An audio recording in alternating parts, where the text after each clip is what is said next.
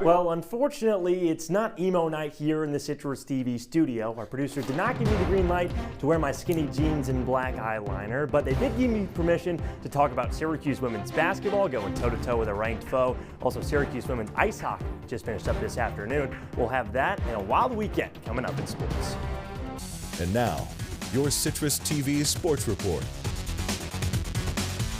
What do Cinderella and Syracuse women's basketball have in common?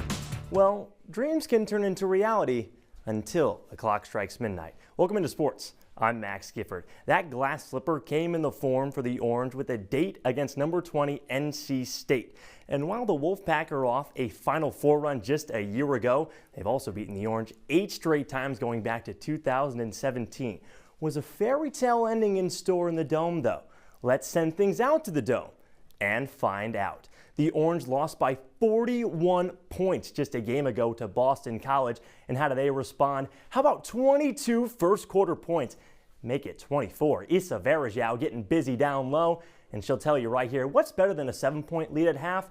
Well, how about a 10-point lead? 42-32, the Orange in front at the break. But the Pack began to punch back in the third quarter. Here's Zamaria Jones, who is all cords from the corner, giving NC State a 3-point deficit after 3. Syracuse led for 34 minutes in this game, but unfortunately all that matters is what happens at minute 40, and NC State ultimately came out on top in this one. Syracuse still one win in ACC play, but head coach Felicia Leggett-Jack still sees the light at the end of the tunnel. How bad it looks, no matter how bad the road may seem.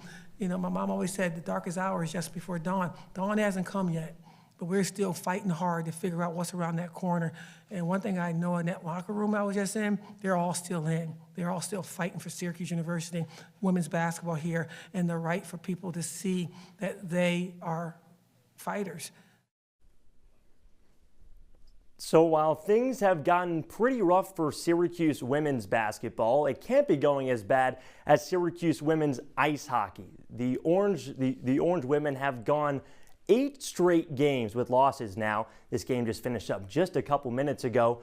RIT coming out on top 2-1, and the Orange scored the first goal in this game, but the Tigers fought back just a bit later. Syracuse back in action tomorrow at 10:00 against the Tigers once again to finish out the home and home. But that's not everything that's going on tomorrow. There's plenty of action in sports this weekend. That's right, they sent the sports guy to the weather wall because we have to show you this great slate for the weekend. We started on Friday. We mentioned emo night. There's also some nice NHL hockey going on. And then this Saturday slate. Wow, just admire it for a second.